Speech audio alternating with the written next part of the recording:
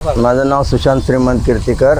इथे कचरा व्यवस्थापन करणारे लोक येतात ना, ते चांगल्या पद्धतीने काम करतात आणि टायमावरती येतात आणि ते ओला कचरा सुका कचरा व्यवस्थित व्यवस्थापन करतात आणि चांगली गोष्ट आहे आणि सर्वांनीच असं केलं पाहिजे।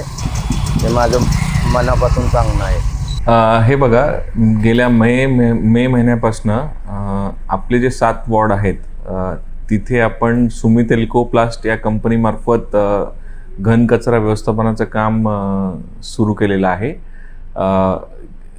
गेल्या 1.5 महिन्यामध्ये मेपासनं 3 प्रभाग हे सुमित एल्कोप्लास्टने टेक ओव्हर केलेले आहे। डी, जे आणि एफ हे पूर्ण त्यांनी टेक ओव्हर केलेले आहेत आणि हे टेक ओव्हर करण्याच्या अगोदर एक आयटॅक नावाचं कार्यक्रम विशेष मोहीम आपण राबवत असतो। आयटॅकचा अर्थ आहे इनिशियल टोटल एरिया क्लिनिंग। याच्यामध्ये वॉर्ड टेक ओव्हर करण्याच्या अगोदर संपूर्ण कचरा जो असतो, पडलेला जो असेल त्या वॉर्डमध्ये, तो उचलण्यात येतो। आतापर्यंत या 3 वॉर्डमधनं 1300 मेट्रिक टन एवढा कचरा आपण संकलित केलेला आहे। तसेच उर्वरित 4 वॉर्ड आपण आयटॅक करून टेक ओव्हर करणार आहेत।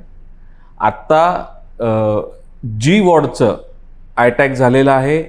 उद्यापासनं 16 जुलैपासनं जी वॉर्डचं पण टेक ओव्हर सुमित एल्कोप्लास्ट करणार आहे।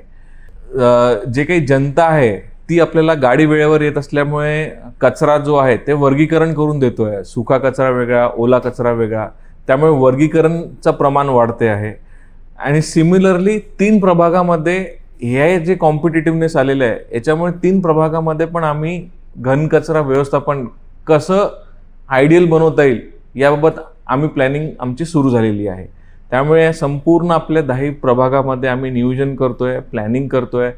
जे काही उर्वरित 7 वॉर्डमध्ये जिथे सुमित एल्कोप्लास्ट कंपनी आहे, तिथे ज्या महानगरपालिकेच्या ज्या घंटागाड्या आहेत त्या आपण या 3 वॉर्डमध्ये घेणार आहे।